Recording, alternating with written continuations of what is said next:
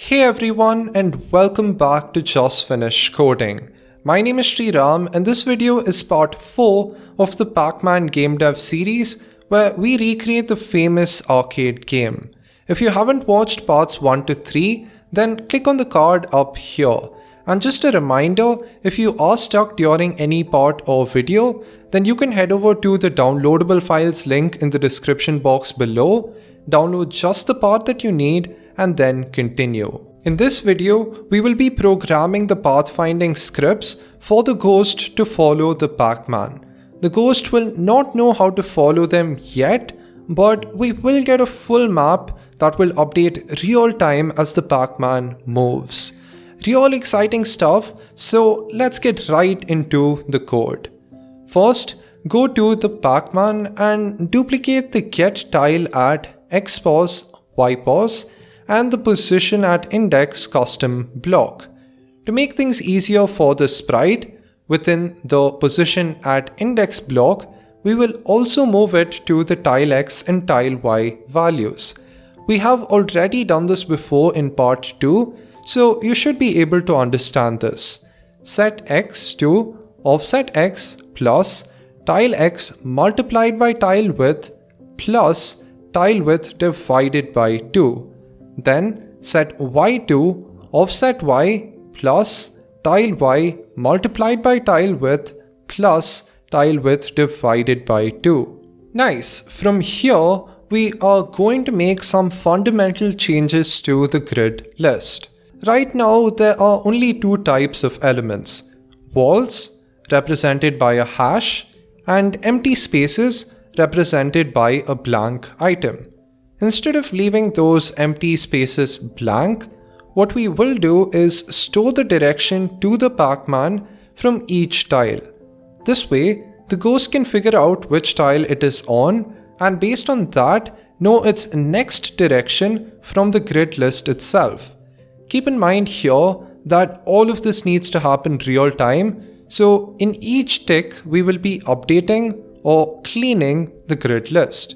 Create a new custom block called clean grid, making sure to run without screen refresh.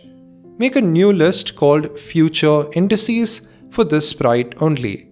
At the start, delete everything in it. Create a variable for this sprite only called next index and set it to 1.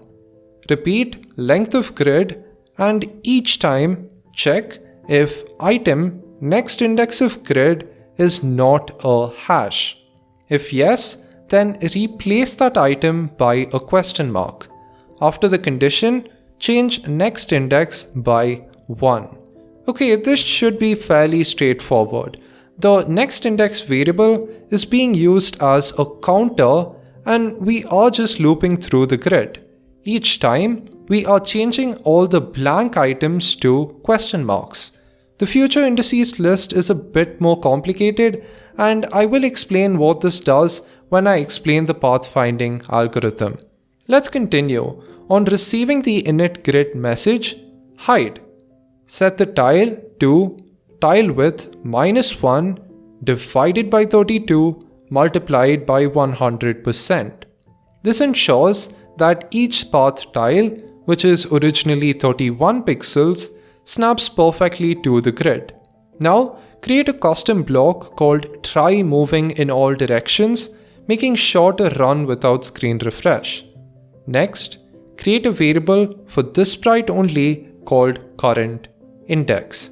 Set it to the first item in future indices and then delete that item from future indices.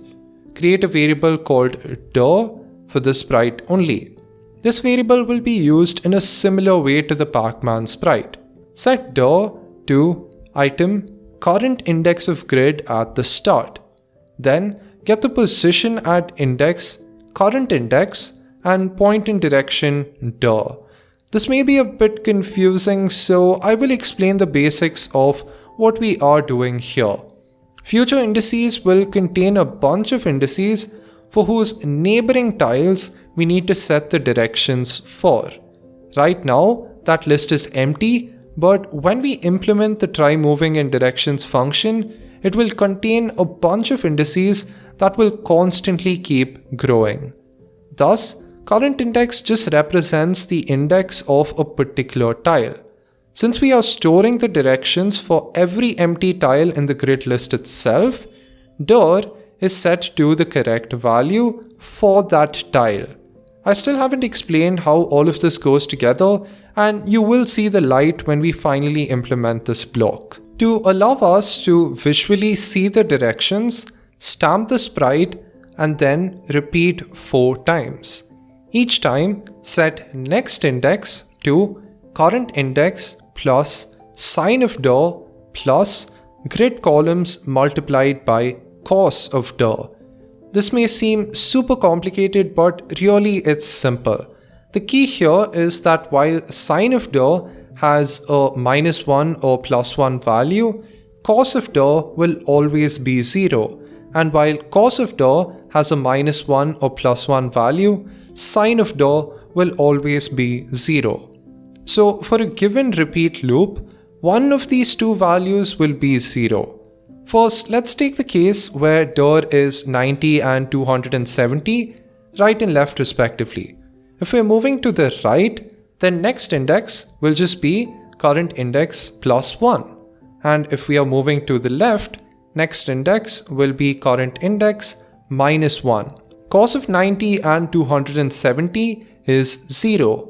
Sine of 90 is 1 and sine of 270 is minus 1. Thus, moving right or left seems to work correctly. What about moving up or down?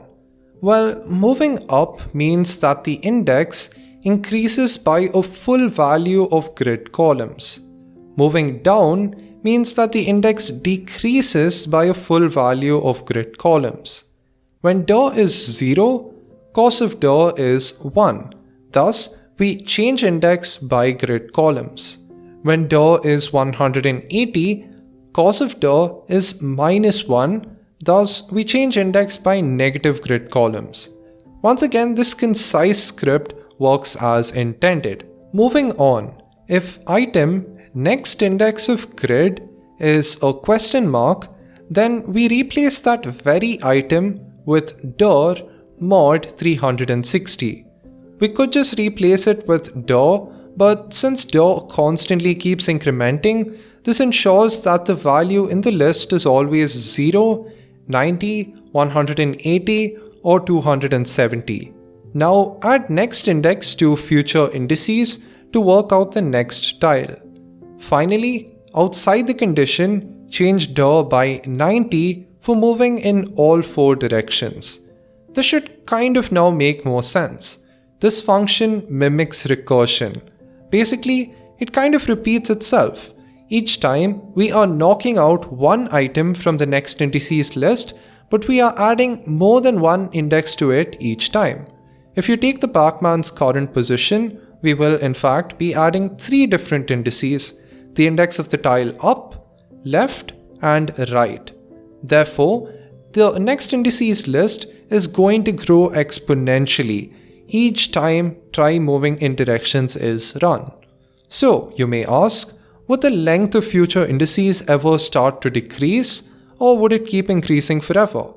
And the answer is that it will start to decrease after a series of increases. Keep in mind here that we are only adding an index if that particular index has not already been filled with a direction. Eventually, we will run out of tiles to index since we have basically completed the entire map. Once a tile has entered the next indices list and deleted, it will never enter again. I really hope this made sense because this is the heart of implementing the pathfinding algorithm. Getting back to setting next index, there is one exception here, and that is when the sprite is at the end of a grid. Here, there is no tile to the right. Therefore, the sprite will actually go to the next row to the extreme left, or vice versa if the direction is 270 and the sprite is at the left end. But look at our map. We don't need to program this exception at all since the edge tiles are mostly walls. There are just 2 cases where they are not, the portal tiles. Let's take tile 190 and assume dir is 90. Here we would like the next index to be not 191 but 172. However, at this moment next index will be 191, and since that is a wall, we will just stop adding new stuff to the next indices list. Basically, this ignores the fact that portals exist. So, there are two exceptions that we must manually program. If current index is 172 and next index is 171, then overwrite the next index to 190. Similarly, if current index is 190 and next index is 191, then we overwrite next index to 172. Perfect. Now let me explain the actual pathfinding algorithm in detail. It's quite difficult to compute a path directly from the ghost to the Pacman, but we can more easily do the reverse. Think of a simple maze. It's far more effectively to work backwards, that is, to start from the target and expand each tile from there. In short, we know the directions to the target from the neighboring tiles.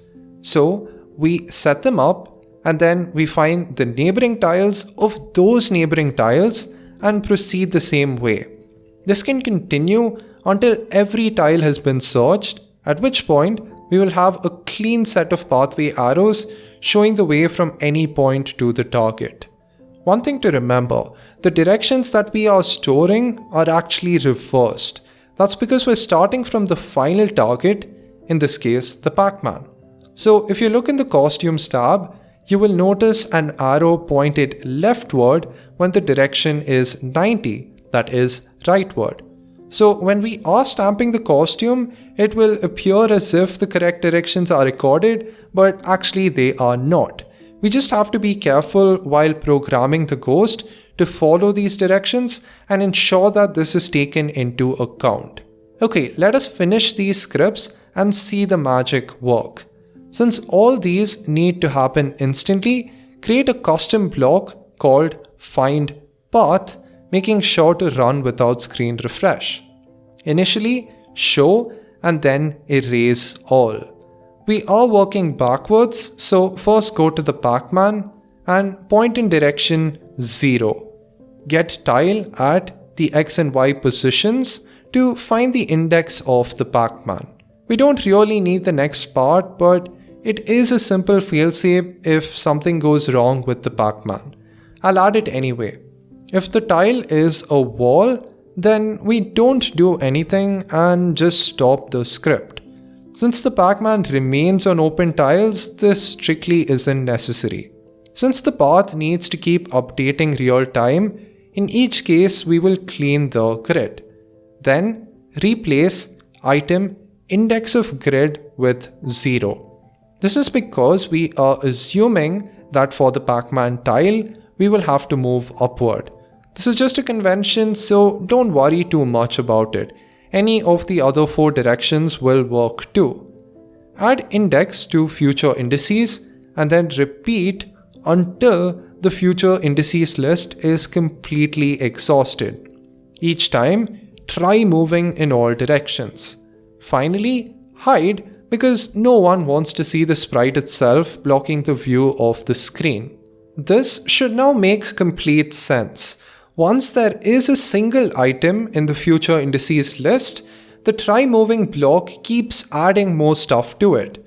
Since the loop goes on until the list is empty, it effectively runs for every single tile on the level in the same way I earlier showed you.